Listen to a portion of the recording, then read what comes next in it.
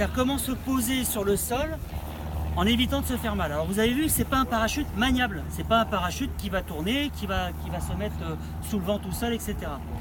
Donc il y a deux solutions, c'est soit vous prenez un élévateur seul, donc je répète, les élévateurs c'est les bandes de tissu qui sont à l'avant et à l'arrière, il y en a donc 4, 2 à l'avant, 2 à l'arrière. Soit vous en prenez un groupe de 2 face au vent et ça va incliner en fait le parachute et ça va lui donner une propulsion. Soit vous en prenez un seul et le fait de prendre un seul va le faire tourner. Et là vous mettez face au vent. C'était tu es où? C'était ta question. Pour être déjà face au vent, pour avoir moins de dérive par rapport au vent. Mais malgré tout, c'est pas un parachute qui va vous poser comme une fleur. Vous allez arriver comme un sac à patates à vitesse grand V. Donc pour ça, il faut se préparer. Donc la première chose, c'est de vérifier d'où vient le vent, où le parachute vous emmène, et d'essayer de voir s'il y a une zone qui va être disponible pour se poser dessus. Donc visualisez un champ, si vous êtes dans un champ, quel est le chemin qui va vous amener à l'extérieur, où se trouve la porte dans le champ, etc. C'est des choses qu'il faut regarder parce que forcément les secours vont vous chercher et donc il vous faut signaler votre présence. Donc ça c'est la première chose. Après, suivant comment vous allez être propulsé dans l'atmosphère, le vent va vous mettre soit à l'arrière, soit vous pousser vers l'avant, soit vous pousser sur un côté. Donc quand vous allez arriver au sol, le choc va être rude. Je ne vais pas vous dire le contraire, c'est que le choc va être rude. Donc il faut vous préparer pour ça. Donc qu'est-ce qu'on fait? On tape les deux pieds, quand on est en l'air, on tape les deux pieds pour être certain qu'on n'a pas de dissymétrie dans les pieds, qu'on ait les deux pieds joints. Une fois qu'on est bien les deux pieds joints, on va être tonique sur les jambes, mais en étant fléchi. Si on est droit, on casse. D'accord? Ce qui est souple ne casse pas. Donc il faut être fléchi. Et on va travailler sur les muscles. Ensuite, on va se protéger le visage parce que vous n'avez pas un casque qui va vous protéger, donc il faut vous protéger le visage. Donc soit vous mettez les mains, vous protégez les mains et le thorax avec les coudes, et vous vous préparez un impact. Donc supposons qu'on va partir sur le côté, c'est le premier cas de figure. La première chose que vous allez avoir, c'est l'impact sur le sol avec vos jambes. Vous allez amortir le plus possible en résistant sur l'impact. Alors là, il ne faut pas se laisser faire parce que là, on a vite la tête qui arrive dans les genoux et là c'est la fracture de la mâchoire. Donc on essaye d'être le plus protégé possible. Et comme on va se diriger de ce côté-ci, en fait, on va aller mettre la fesse du côté du vent, rouler sur le dos en diagonale pour éviter d'avoir un choc vertical qui va vous broyer les... Ouais, mais vous allez voir, en fait, c'est un acte naturel. Il n'y a pas besoin de trop réfléchir. Quand vous arrivez comme un sac à patates, comme je dis, vous allez voir, c'est un acte naturel. Dès l'instant que vous avez ces jambes qui sont fermées, serrées et fermes. Après, vous allez voir, le corps va vous amener tout seul. Donc, vous allez tomber sur le sol. La fesse, la première, ça va être celle qui va te diriger vers le vent. Vous allez avoir roulé sur le dos, passer les jambes et passer de l'autre côté. C'est aussi simple que ça. Donc, quand ça va plus vite, en fait, ça donne ça.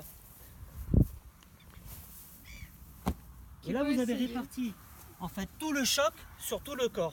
De la même façon, si vous êtes vent de face, eh bien vous mettez vent de face au dernier moment, quand vous allez avoir l'impact, vous allez tourner le bassin pour pouvoir avoir une fesse et vous faire le même mouvement.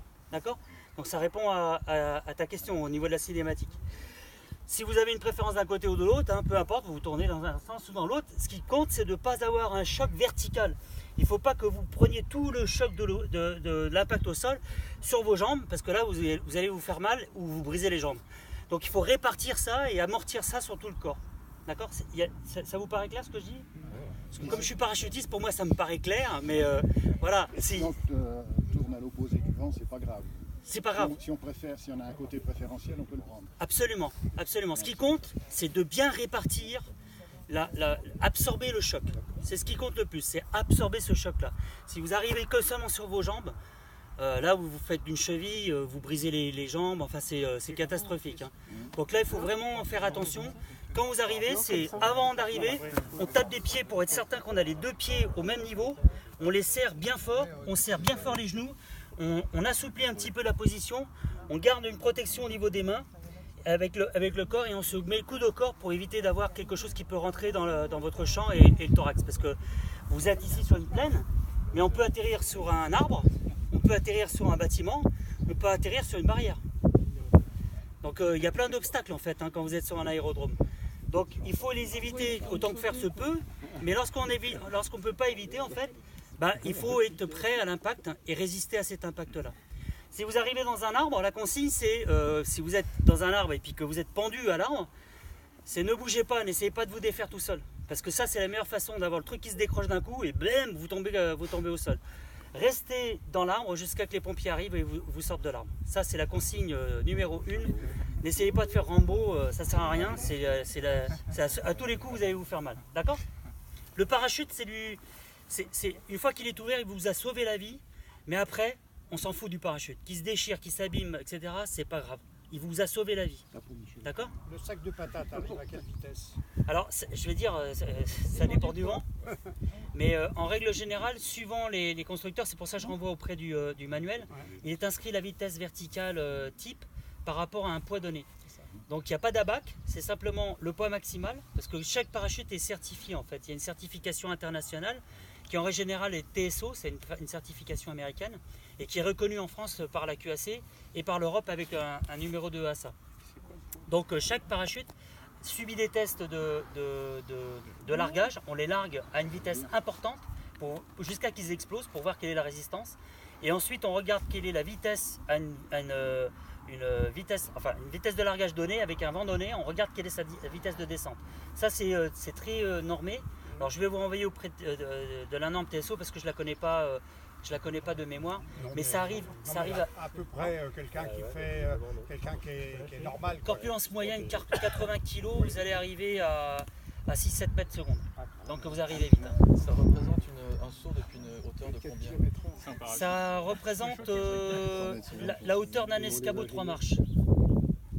Oh non, plus que ça. Escabeau 3 marches. Pas plus. Ouais. C'est vrai? Sur un vent zéro. Hein. On est en train de parler de vent zéro. Vous arrivez sur un escabeau 3 marches, vous sautez, vous avez cette vitesse-là. Non. Les parachutes en fait sont certifiés par rapport à un poids donné. C'est-à-dire que vous avez pour un parachute.